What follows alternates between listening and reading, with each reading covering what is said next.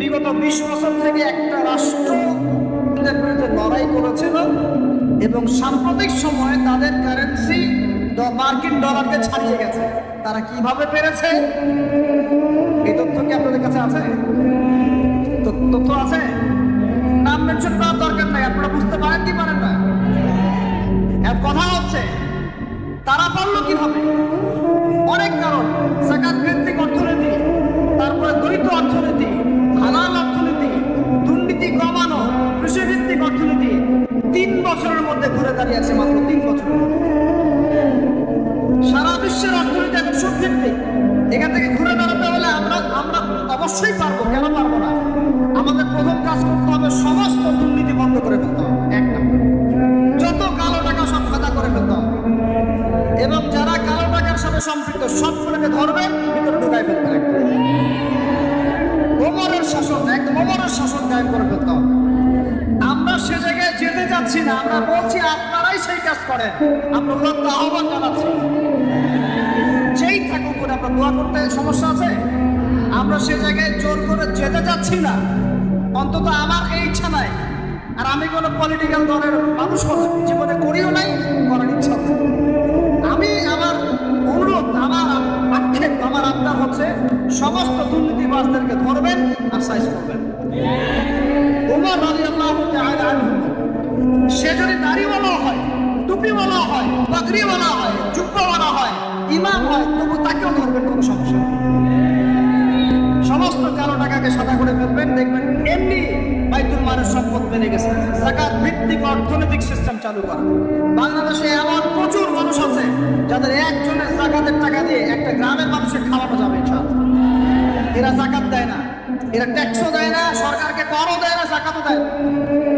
এই ট্যাক্স ফাঁকি দেওয়া মানুষ, কর ফাঁকি দেওয়া মানুষ, এই চোরদেরকে ধরতে হবে, ধরে এদের কাছ থেকে যাকাত আদায় করতে হবে, বাধ্যতামূলক যাকাত আদায় করতে হবে। তারপরে দেখবেন আমরা বৈদেশিক ঋণের জন্য বসে থাকার কোনো প্রয়োজন হবে না, আমাদের টাকা দিয়ে আমরাই চলতে পারবো ইনশাআল্লাহ। 3 নম্বর হচ্ছে দ্বৈত অর্থনীতি। ওরা কিন্তু একটা কারেন্সি চালায় নাই, একাধিক কারেন্সি চালিয়েছে। এটা অর্থনীতিবিদ যারা তারা বুঝবেন। একটা কারেন্সির অনেক দুর্বলতাও আছে, এগুলো নিয়ে আমি খোলামেলা কথা এই মাহফিল স্টেজে বলতে পারবো না। বসতে চাইলে বসেন আমার সাথে, অর্থনীতি নিয়ে বসতে চাইলে আমার সাথে বসেন, আমরা আলোচনা করি, কথা বলেন, আমাদেরকে মূল্যায়ন করেন, কথা শোনেন।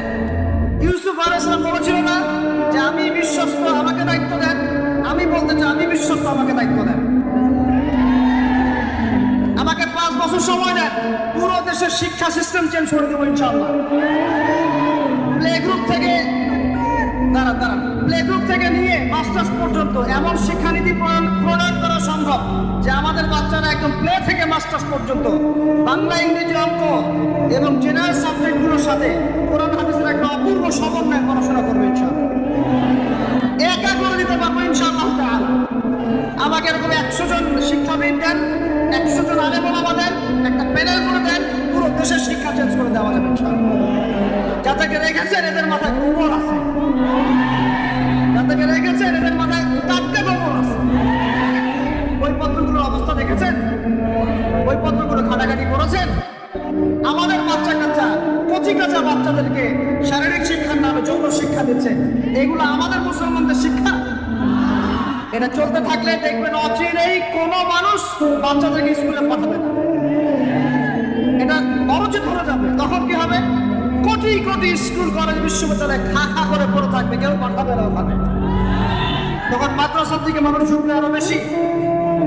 আমি তো চাই, আমি তো দাবি জানাই উপরের লেভেল থেকে এমন একটা শিক্ষা ব্যবস্থা প্রদান করা হোক যাতে আমার মাদ্রাসা করার প্রয়োজনই না। ওই সিস্টেম রাষ্ট্রীয়ভাবেই পালন হবে ইনশাআল্লাহ। আপনি মালয়েশিয়ার দিকে তাকিয়ে দেখেন, আপনি এই যে ওয়েস্টার্ন কান্ট্রির মধ্যে অনেক কান্ট্রি আছে, অস্ট্রেলিয়ার মতো জায়গাতে আছে, ব্রিটেনের মতো জায়গাতে আছে, কোনো কোনো ক্ষেত্রে আপনি লেবাননকে দেখেন, ইয়েমেনকে দেখেন, জর্ডানকে দেখেন, কাতারকে দেখেন, সৌদি আরবিয়াকে দেখেন, অনেক কান্ট্রি আছে। ভালো কাজের তো প্রশংসা করতে দোষ নাই, দোষ আছে? এমনকি অনেক পশ্চিমা কান্ট্রিতেও একদম উপর লেভেল থেকে ইসলামিক সিলেবাস প্রণয়ন করা হয়েছে। তার মানে এমন না যে তারা সায়েন্সকে গুরুত্ব দেয় নাই, ম্যাথকে গুরুত্ব দেয় নাই, ফিজিক্স পড়ায় নাই, অ্যাস্ট্রোফিজিক্স পড়ায় নাই, ইকোনমিক্স পড়ায় নাই, বিষয়টা এমন না। তারা ফিলোসফি পর্যন্ত পড়িয়েছে। ঘাটাঘাটি করেন, অনলাইনে সব মজুদ আছে। এমন শিক্ষানীতি প্রণয়ন করা সম্ভব, একদম প্লে থেকে নিয়ে মাস্টার্স পর্যন্ত। আমার ছেলে ইমামতিও করবে, এদিকে বিমানও উড়াবে। আমার মেয়ে ডাক্তারও হবে, এদিকে দেখবেন হাফেজও হবে ইনশাআল্লাহ। একজন মুফতি সাহেব, তিনি ফতোয়া দিবেন, একই সাথে বিশ্ব অর্থনীতি সম্পর্ক জানবেন ইনশাআল্লাহ। একজন আর্মি অফিসার, তিনি যেমন সামরিক ক্ষেত্রে লিডার হবেন, তেমনি দেখবেন ফিকহের কিতাব মোতালা করে ফতোয়া দিতে পারছে ইনশাআল্লাহ। এই যুগটা এটা কোনো মানে স্বপ্নের যুগ নয়, এই যুগটা ছিল এক সময়। বেশি দিন ঘুরে যেতে হবে না, আপনি 200-300-400 বছর পিছনে যান, দেখবেন মুসলমানরা এমন সোনালী যুগ পার করে আসছে। অতএব এগুলো কোনো গাল গল্প করছি না আমি, এগুলো বাস্তবে রূপান্তরিত করা অবশ্যই সম্ভব, তার হাত সম্ভব, যদি এরকম কিছু মানুষের মধ্যে উদ্দীপনা থাকে, একটা সৎ সাহস থাকে, আমাদের উপর থেকে যদি একটা সহযোগিতা আসে এবং আমাদের মতো যারা ইয়াং তাদেরকে যদি মূল্যায়ন করা হয়, ইনশাল্লাহ দেখবেন বাংলার জমিন পরিবর্তন হয়ে গেছে। এই পরিবর্তন হলে দেশের জন্য কোনো খারাপের কিছু নাই, রাষ্ট্র পিছিয়ে যাবে না, রাষ্ট্র আরো এগিয়ে যাবে ইনশাল্লাহ। আরো ব্যাপার আছে, আপনি মালয়েশিয়ার একটা ক্লাস 10-এর বাচ্চাদেরকে তাকান। ক্লাস 10-এর একটা বাচ্চা কোনোদিন মাদ্রাসায় যাই নাই, স্কুলে পড়েছে, কিন্ডারগার্টেনে পড়েছে, রাষ্ট্রীয় সিলেবাসে পড়েছে, মাত্র 10 থেকে 12 বছর পড়াশোনা করে ও এখন এদিকে এসএসসি এইচএসসি লেভেলেও চলে গেছে, ও লেভেল এ-লেভেল পরীক্ষা দিয়েছে, এদিকে সে ইমামতি করার যোগ্যতা অর্জন করছে। এখন আমাকে বলেন, ওই রাষ্ট্রটা কি পিছিয়ে গেছে? অতএব এই শিক্ষার দিকে অনেক মনোযোগ হতে হবে আমাদের সবাইকে, আল্লাহ পাক তৌফিক দান করেন। আমরা যদি এখন এগুলোর বিরুদ্ধে গঠনমূলক কথা না বলি, গঠনমূলক প্রতিবাদ না করি এবং আমাদের রাষ্ট্রপ্রধানদেরকে না বোঝাই, তাহলে অনেক দেরি হয়ে যাবে। আজকে থেকে 20 বছর আগে পরিকল্পনা করেছিল এই টিকটক প্রজন্ম গড়ে তোলার জন্য, তারা আজকে সফল হয়েছে। এখন আমরা যদি এখন চুপ করে থাকি, আগামী 20 বছর পর আপনি দেখবেন আর একটা প্রজন্ম আসছে, এরা মানুষের সালাম পর্যন্ত দিবে। দেখে নিয়ে না, 20 বছর লাগবে না, 5টা বছর যাক, তারপর দেখেন কি হয়। আল্লাহ, এরা কি এখন বাসায় ঢুকে বাবা মাকে সালাম দেয়? কারণ কোন প্রতিষ্ঠান ওকে সালাম দেওয়া শিখায় নাই, স্কুলে না, কলেজে না, কোথাও সে সালাম দেওয়া শিখছে না। আসসালামু আলাইকুম ওয়া রাহমাতুল্লাহি ওয়া বারাকাতুহু বিশুদ্ধ করে বলতে পারছে না, বিশুদ্ধ করে বলতে হবে না, অর্থ আছে না, এর একটা তাসবিহ আছে না, এগুলো তো আমরা গুরুত্ব দিচ্ছি না। এমন প্রজন্ম গড়ে উঠেছে অলরেডি, যারা এখন পিতা মাতাকে সালাম দেয় না, পিতার সাথে ঝগড়া করে, মায়ের সাথে মায়ের গায়ে হাত তুলে, মায়ের গায়ে হাত তুলে, সম্পত্তির জন্য মাকে হত্যা করে, সম্পত্তির জন্য বাবার গায়ে হাত তুলে। ওদিক থেকে মাস্টার ডিগ্রি পাস করে আসে ব্রিটেন থেকে, অক্সফোর্ড থেকে, কেমব্রিজ থেকে আইসা, এদিকে প্রফেসর হয়েছে বিভিন্ন বিশ্ববিদ্যালয়ে, বাবা পড়ে আছে বৃদ্ধাশ্রমে। কতগুলো এক্সাম্পল দেবেন? এগুলো আমি কি গাল গল্প করছি? আমি কোনো গাল গল্প করতে এখানে আসে নাই, এগুলো বাস্তবতা। যদি বাহিরের চোখ দিয়ে আপনি দেখেন মনে হবে অর্থনীতি অনেক ভালো, ভিতরের চোখ দিয়ে দেখেন অর্থনীতি সুদ দিয়ে ভর্তি হয়ে গেছে, প্রত্যেক পদে পদেই সুদ। গাধাদেরকে আমি তো বুঝাতে পারি নাই, কাগজের টাকা আর এই যে আপনার এই ইলেকট্রনিক মানির কথা তো দীর্ঘদিন বলেছি, কিছু গাধা আছে তাদেরকে বুঝাতে পারি নাই। এর মধ্যেও সুদ আছে, এর মধ্যে কি আছে? আর আমি কখনোই বলি নাই যে কাগজের টাকাটা হারাম। মিথ্যাচারে এরা যে পরিমাণ হাদিস জাল বানায়, এদের চেয়ে বড় জাল বানানো পর কেউ নাই বাংলাদেশে। একটা কথাকে ঘুরাই ফিরে এমন ব্যাখ্যা শুরু করবে যে আপনি বিভ্রান্ত হয়ে যাবেন। একটা ইমোশন প্রকাশ করবেন, উহুদের প্রান্তে দাঁড়িয়ে একটি ইমোশন প্রকাশ করবেন, ও বানাই দিবে ও জান্নাতের ধান পেয়ে আসছে। আপনি বলবেন যে কাগজের টাকা নয়, মনিটরি সিস্টেমটা হারাম, ও বানাই দিলে ও বলেছে কাগজের টাকা হারাম। আপনি বলবেন যে আপনার যদি গান শুনতেই হয় তাহলে একা একা শোনেন, আমাকে শোনাচ্ছেন কেন? ও বানাই দিলে ও গান একা শোনা জায়েজ বানাই দিচ্ছে। এত খবিস, এত খান্নাস, এদের চরিত্রটা চিনতে পারতাম না আমরা যদি গাজাই শোনা আসতাম। আল্লাহর কসম, আমিও কিছু কিছু জায়গায় এদেরকে কোনো কোনো ক্ষেত্রে ভালো মনে করতাম। আল্লাহর কসম, গাজাই শোনা আসতে আমি বুঝতে পারতাম না এদের ভিতরে কত মুনাফিকি আছে। আমাদেরকে মুনাফিকদের থেকে হেফাজত করেন, মাসলুম ভাইদের সাথে থাকার তৌফিক দান করেন, জালেমদের পক্ষপাতিত্ব করা থেকে আল্লাহ হেফাজত করেন। নির্লজ্জদেরকে দেখেছেন? নির্লজ্জরা এখনো বলেছে আইয়ুবী রাহিমাহুল্লাহর আকীদা ঠিক ছিল না। বলি নাউযুবিল্লাহ। আইয়ুবী রাহিমাহুল্লাহ যে ঘোড়ায় চড়ে জিহাদ করেছেন, ওই ঘোড়ার খুরের নিচে যে পরিমাণ মাটি ছিল, তোমার মতো হাজারটা মাতখালিকে ওই জায়গায় নিয়ে গেলেও তার সমপরিমাণ হবে না কখনো। আইয়ুবী রাহিমাহুল্লাহ যে তরোয়াল দিয়ে যুদ্ধ করেছেন, ওর এক ফোঁটা রক্তের দাম তোমাকে বিক্রি করলে হবে না ইনশাআল্লাহ। তুমি তার আকীদা নিয়ে প্রশ্ন করো, নির্লজ্জ কোথায়। বিশ্ব অর্থনীতিকে দেখবেন, ভিতরে চোখ দিয়ে দেখবেন, ইলেকট্রনিক মানির মধ্যেও সুদ আছে, কাগজের টাকার ভিতরেও সুদ ঢুকেছে।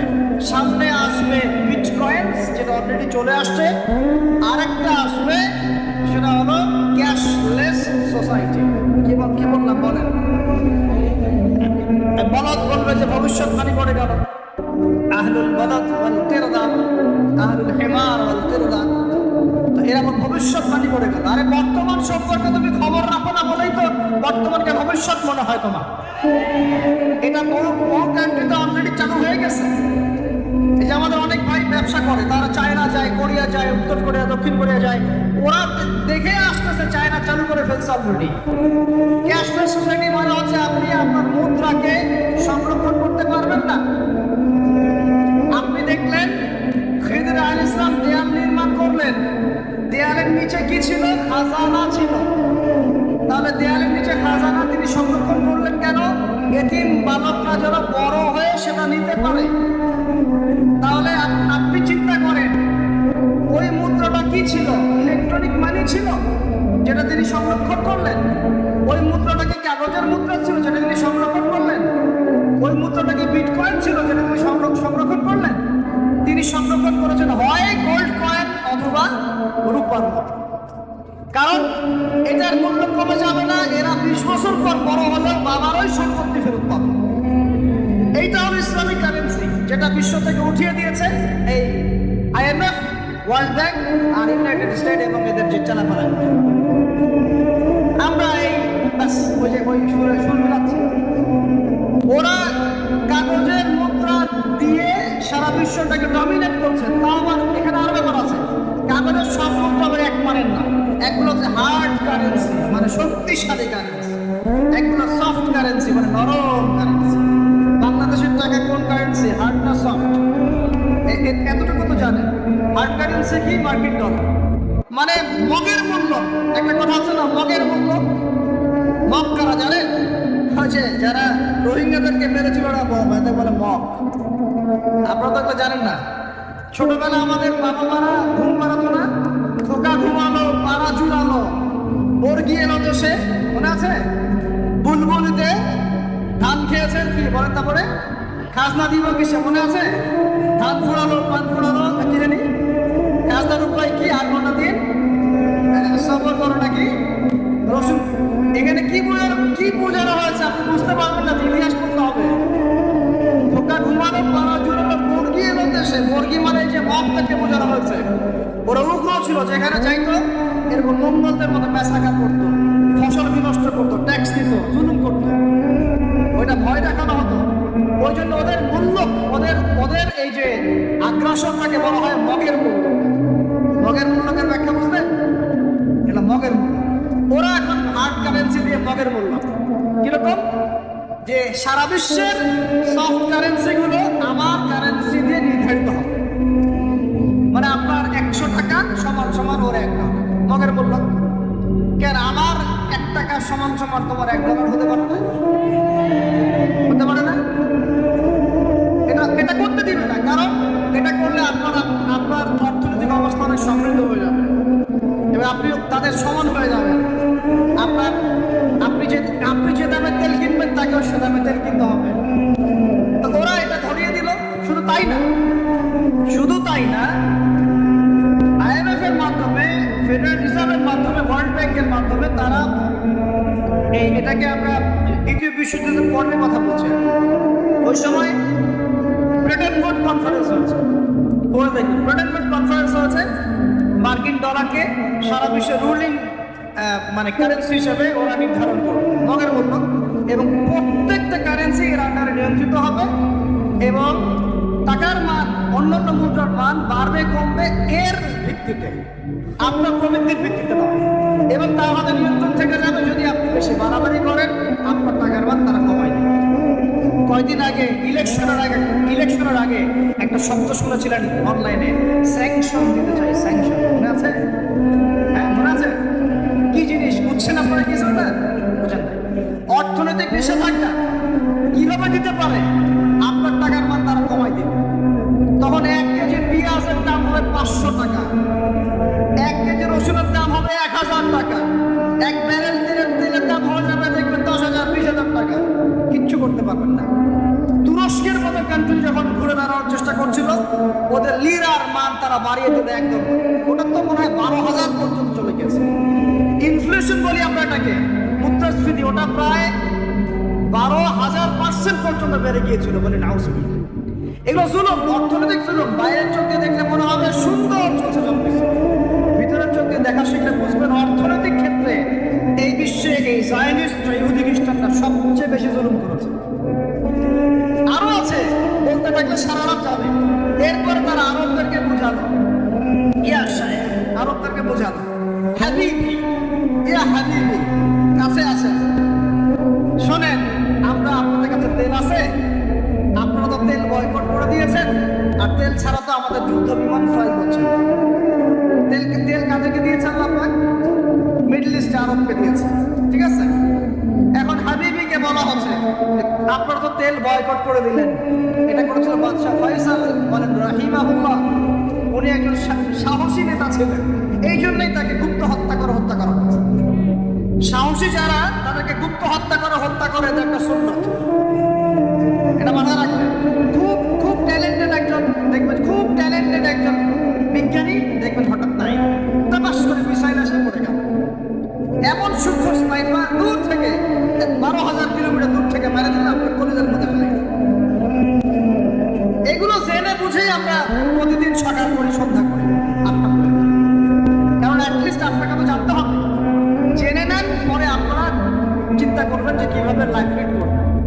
ফাযাক্কির ইন্নামা আনতা মুযাক্কির, আপনি উপদেশ দিন, শুধু আপনি উপদেশ দাতা, লাস্তা আলাইহিম বিমুসাইতির। ফাযাক্কির ইন নাফাআতিয যিকরা সায়াযাক্কারু মা ইয়াখশা, যারা আল্লাহকে ভয় করে তারা ফিরে আসবে ইনশাআল্লাহ। তো যেটা বলছিলাম, বাদশা ফয়সাল একদম বয়কট করে দিলেন। এবার ওরা এসে বোঝাচ্ছে যে তেল ছাড়া তো আমাদের চলছে না। এদিকে ওদের ডলারের মান কমে যাচ্ছে, মুদ্রাস্ফীতি হচ্ছে, ইনফ্লেশন হচ্ছে। এখন তারা বোঝালো যে ঠিক আছে, একটা চুক্তি করা যায়। যুবকরা ভালো করে শোনেন, এগুলো জানেন না বলেই অনেক সময় আপনি সহি বলে সহি ভুল পথে যাচ্ছেন। ভাই সহি পথেই যাচ্ছেন, বাট এটা সহি ভুল হয়ে যাচ্ছে। বুঝতে পারছি? সহি এর আড়ালে একটা মারাত্মক জয়ীফ আর জাল আকীদা আছে, এটা আপনার সামনে সহি দিয়ে ঢেকে দেওয়া হয়েছে, বুঝতে পারতেছেন না? এই জায়গাটাকে ভালো করে বোঝেন। যখন উম্মতের সাথে কেউ গাদ্দারি করে তখন সে সহি থাকে না। উম্মতের সাথে কেউ যদি গাদ্দারি করে তখন সে কি থাকে না? সহি থাকে না। এখন আসেন, আমি ধর্মতান্ত্রিক কথা বলছি। এখানে বাদশা ফয়সাল তাকে কনভিন্স করা হলো, ঠিক আছে আমরা তেল কিনবো, আপনাদের কাছ থেকে কিনবো, আপনাদের গলফ কান্ট্রি যেগুলো আছে এদের কাছ থেকে কিনবো, তবে একটা শর্ত, আপনারা তেল বিক্রি করবেন শুধু মার্কিন ডলারে, অন্য কোনো কারেন্সিতে তেল বিক্রি করতে পারবেন না। আপনি বাংলাদেশ গভর্নমেন্ট যদি গিয়ে এক ব্রিফকেসের মধ্যে 1 কোটি টাকা নিয়ে যায়, বুঝেন কথা? বুঝতে পারতেছেন?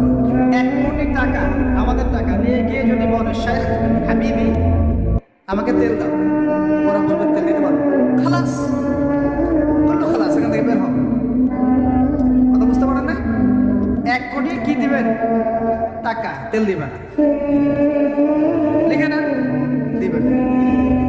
কিন্তু সেই 1 কোটি টাকাকে যদি আপনি ডলারে কনভার্ট করেন, ওটাকে ডলার দিয়ে কনভার্ট করেন, করে যদি বলেন হাবিবি তেল, তখন বলবে যে আসো দাঁড়িয়ে লাগবে, তেল নিয়ে যাও, খালাস।